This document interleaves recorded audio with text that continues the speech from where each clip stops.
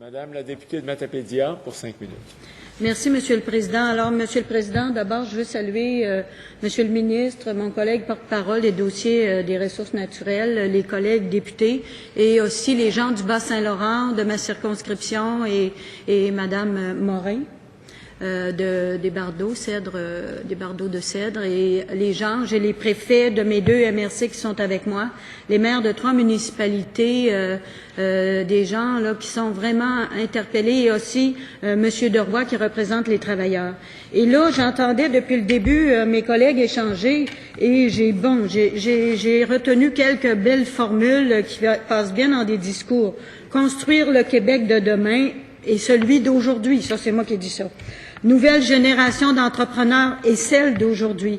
Parce que moi, je prends ma 18e année comme députée et on pensait qu'on avait franchi un cap de désespérance il y a 1 an ou 2. Et là, on est encore dans une autre désespérance, je vous dirais, pire que la première. Et ce que, Monsieur le Président, le ministre doit réaliser, c'est que nous avons dans le Bas-Saint-Laurent, quand Groupe Cédrico est dans les difficultés, c'est tout l'Est du Québec qui est en difficulté. C'est aussi FF Souci de Rivière-du-Loup dans le comté de mon collègue, c'est Unibond Canada à Sébec, c'est Félix Huard à Sainte-Luce, c'est Bois CFM à Causopscal, Bois Cercois à Saint-Viennet, Tembec à Matane, etc., etc., etc. Actuellement, c'est la filière des résineux qui a de la misère, c'est la filière du feuillu. Et depuis des années, on a mis de l'argent pour essayer d'innover dans les entreprises, etc. Alors, les effets de la crise forestière sont augmenté par une perte de confiance des institutions financières et le rappel des marges de crédit. Il est là le problème. Et quand on veut relancer ou fonctionner, on a besoin d'une marge de crédit. Et tantôt, quand on parlait de la SGF, Cédrico, c'est l'œuf et la poule tout le temps. On se retourne le problème comme un yo-yo. On a besoin d'argent, la Caisse se retire, le fonds d'investissement de la Caisse se retire, la SGF il va pas, et l'entreprise, elle est prête à mettre de l'argent, et on a comme réponse, on a eu une mobilisation, et je remercie les gens de mon comté, une mobilisation incroyable. Les gens ont signé des lettres, tout le monde ensemble, les entreprises de camionnage, d'aménagement forestier, et on a écrit à tous les ministres, on a eu le temps de changer de ministre, on est obligé de retourner avec des nouveaux ministres parce que la députée de Bonaventure, ministre, s'est retirée. Et là, on a écrit des nouvelles lettres, on a un nouveau ministre régional, le ministre de la Santé. Et qu'est-ce qu'on a eu comme réponse? Une réponse insipide, inodore, jello, qui ne veut rien dire. Ça veut dire quoi? Parce que là, le ministre, Monsieur le Président, il a dit on va aider Cédrico dans une étape ultérieure. Quand ils seront plus là, c'est tout ça que je dois. Alors, moi, là, à un moment donné, on fait quoi avec nos entreprises? Qu'est-ce qui va rester lorsque le régime forestier nouveau va se mettre en place en 2013? Qu'est-ce qui va rester? Et à un moment donné, ils se rabattent souvent sur l'entente, l'accord sur le bois d'œuvre résineux pour rien faire. Parce que tantôt, le ministre, il a dit des choses là-dessus, mais moi, ce que je lis dans sa lettre, là, le MDEI et le MRNF évaluent en ce moment les conditions favorables qui doivent être mises en place afin de favoriser la reprise des activités dans le secteur forestier, tout en respectant l'accord sur le bois d'œuvre résineux. C'est bien pratique, cet accord-là, parce que ça nous permet de dire qu'on peut rien faire. Alors moi, à un moment donné, c'est des pertes d'emplois, ce sont des millions de travailleurs, des millions d'argent, de masse salariale, 560 emplois directs, 20 millions pour Groupe Cédrico, et Unibord, la mairesse de Sébec est ici, les préfets, notre économie forestière, elle est intégrée, nos entreprises sont intégrées. Quand Groupe Cédrico ne fonctionne pas, ce sont des preneurs de bois, de résineux, de feuillus qui ne peuvent pas entrer en forêt. Unibord est obligé de payer plus cher pour ses cieux, planures ou copeaux dont elle a besoin pour faire du panneau mélamine. Et au moment où on se parle, ce sont des camions de bois qui vont se faire transformer au Nouveau-Brunswick, qui d'ailleurs n'est pas assujetti à ce fameux accord sur le bois d'œuvre résineux, ce qui nous cause beaucoup d'inconvénients dans la vallée de la Matapédia. Alors, au-delà des mots qui ne veulent rien dire, nous analysons les possibilités de participer financièrement à une étape ultérieure dans le processus de redressement. Vous allez redresser quoi bientôt dans le Bas-Saint-Laurent quand il ne restera plus rien pour de la première transformation? Comment on va faire pour faire la deuxième et troisième transformation quand il n'y en aura plus de première transformation? Alors moi, là, ce sont ces questions-là, les gens qui sont ici, je les remercie d'être là, mais c'est à ça dont on a besoin d'avoir des réponses. Et le ministère des Forêts, des Ressources naturelles et le gouvernement libéral doit exercer un leadership et s'assurer qu'il restera quelque chose quand on va être capable de se retrousser en 2013 avec un nouveau régime forestier. Merci. Alors, la parole est à Monsieur le ministre pour 5 minutes.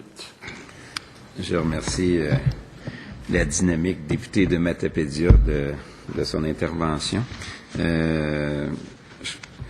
Peut-être, si vous me le permettez, Monsieur le Président, parce qu'elle soulève le cas de Cédrico, que je connais un peu, parce que j'étais quand même sensibilisé déjà au ministère du Développement économique, mais j'aimerais peut-être vous faire la lecture de quelques passages de la lettre, parce que elle a utilisé certains qualificatifs que je n'oserais pas répéter concernant le contenu de la lettre, et qui, je pense, disait quand même plus que qu'est-ce que la députée laissait sous-entendre.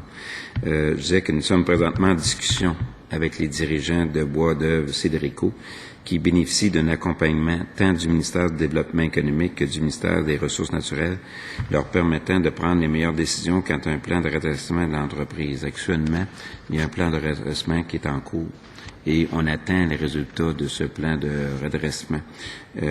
Parmi les interventions, mentionnons que le MRNF a autorisé l'étalement des droits de coupe pour le groupe Cédrico, atténuant les impacts d'une importante obligation financière de l'entreprise. Donc, on a déjà fait des choses, Monsieur le Président. On n'est pas resté sur les lignes de côté puis dire « organisez-vous ». Là. On a fait preuve d'imagination puis de créativité au niveau du ministère. Entre autres, aussi, l'intervention du MRNF et le soutien d'industriels de la région du Bois-Saint-Laurent ont permis la reprise des travaux sylvicoles qui avaient été interrompus en raison d'un manque de liquidité de l'entreprise. Ainsi, malgré la situation difficile que vivent ces travailleurs, notamment causée par l'interruption des travaux durant une période de 2 semaines, ceux-ci devraient se qualifier aussi à l'assurance emploi. Des arrêts de travail touchant des entreprises de la Gaspésie sous contrat avec le groupe Cédrico ont été compensés. Je voudrais juste relire le mot, ont été compensés par des mandats confiés par la Direction générale de la Gaspésie par l'intermédiaire de la société Resforêt. Dans cette région, les travailleurs devraient donc tous être en mesure de se qualifier aussi à l'assurance emploi. On analyse les possibilités de participer financièrement à une étape ultérieure dans le processus de redressement. Il faut quand même attendre le rapport actuellement qui est en cours, que nous allons avoir et que nous allons regarder. Vous savez, oui, on a les contraintes avec l'accord sur le bois d'œuvre, je m'en cacherai pas. Qu'est-ce que vous voulez? On l'a.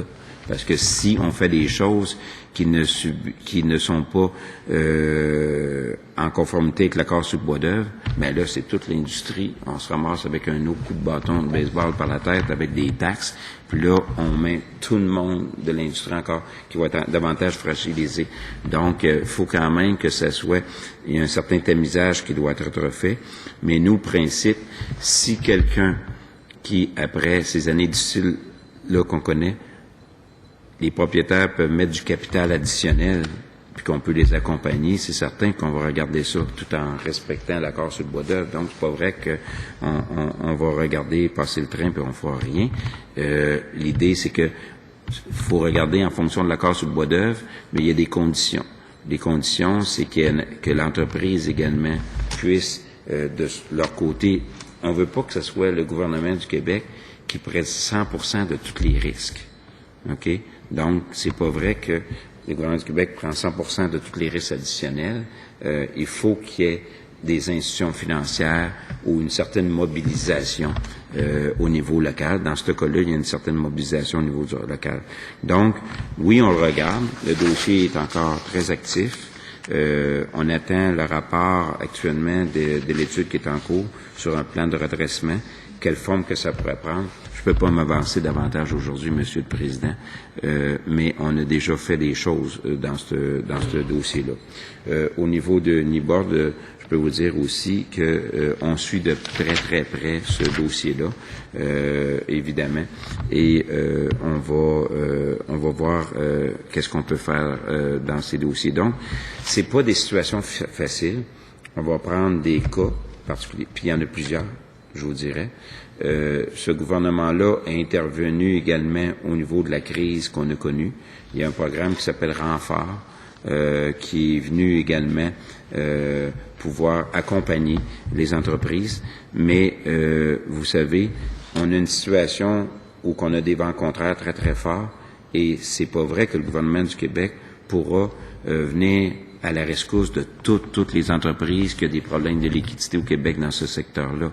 Il faut comprendre aussi qu'il y aura une certaine forme de consolidation, mais les entreprises qui ont fait preuve de dynamisme, d'innovation et qui sont prêts à mettre des fonds additionnels, c'est certain qu'avec Investissement Québec et les institutions financières, on va regarder ce qu'on peut faire.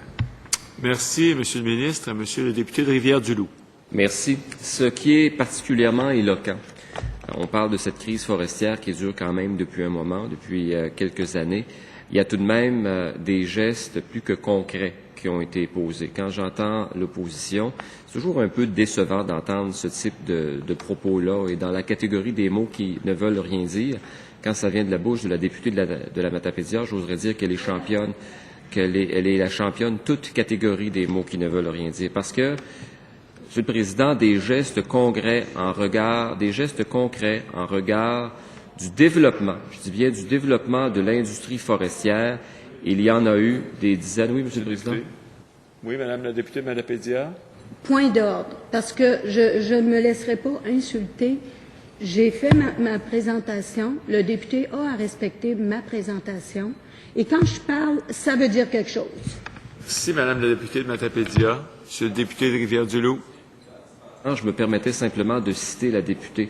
Alors, ceci dit, j'allais vous parler des gestes qui ont été posés parce que du côté de l'opposition, on revendique des chèques à tout moment pour toutes les circonstances que vit l'industrie.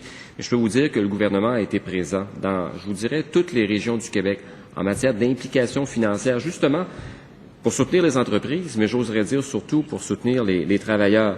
Et tout à l'heure, la députée a parlé de FSOC. FSOC, c'est dans ma circonscription.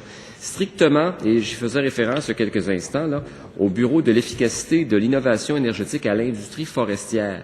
Savez-vous, c'est combien d'argent, Monsieur le Président, combien d'investissements qui ont été générés? Au total, c'est 246 millions de dollars.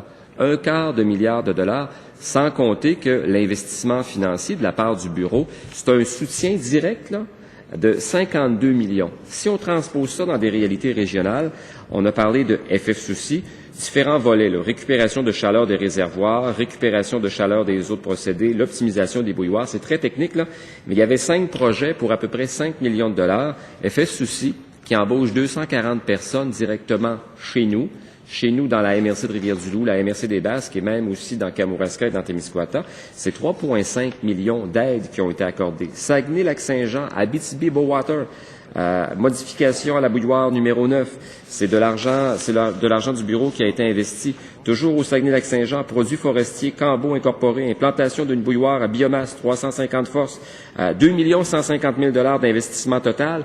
Le bureau a investi 1 500 000 $.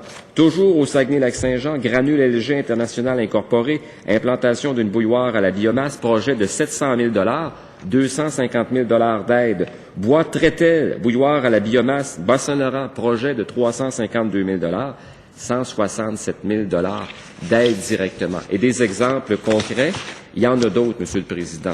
Relance de l'usine de Tursault avec le projet Fortress, conversion vers la pâte spécialisée cellulose.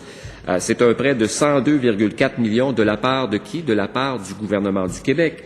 Domtar, projet de construction d'une usine de production de nanocellulose à l'usine de Windsor. 20,4 millions, encore de l'argent du gouvernement du Québec. Tembec-Matane, on connaît Tembec-Matane.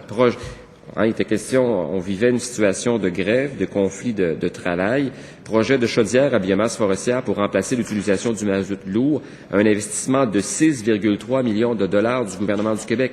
Dans ce cas précis, dans une région du Québec, ça a changé la donne complètement. Pour qui? Pour les familles, pour les travailleurs, pour l'industrie. Et j'ai encore un peu de temps, vous me permettrez de parler de Cascade, l'usine de Breakyville, investissement de 3,7 millions pour produire du papier recyclé de meilleure qualité. Cascade East Angus, investissement de 10 millions pour construire une unité de pâte recyclée. Consolidation de combien d'emplois? pas 10, pas 20, pas 50, 200 emplois. Et à ce chapitre, le gouvernement fédéral, parce que ça fait partie des conditions, 31 millions du gouvernement fédéral. Il y a aussi l'ancienne usine Smurfit-Stone, usine de Latuc, 24 millions d'investissements dans le cadre du programme de mazout lourd et programme l'écologisation pour des projets d'efficacité énergétique. L'ensemble de l'œuvre. La députée n'est pas très respectueuse, là, a fait le signe du violon. Là. Je vous dis, Monsieur le Président, c'est pas rassurant. Il est 3h10.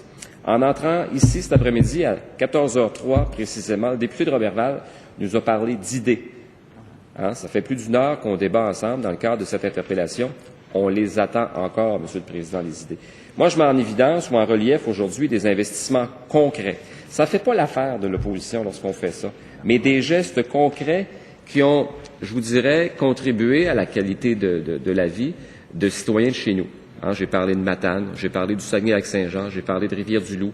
Je pourrais vous parler de bien d'autres usines aussi. Oui, il y a des difficultés dans l'industrie forestière, mais grâce aux gestes du gouvernement posés antérieurement et ceux à envisager pour l'avenir, ça, c'est rassurant pour qui? C'est rassurant pour les régions du Québec, pour toutes les régions du Québec, Monsieur le Président. Merci, Monsieur le député de Rivière-du-Loup.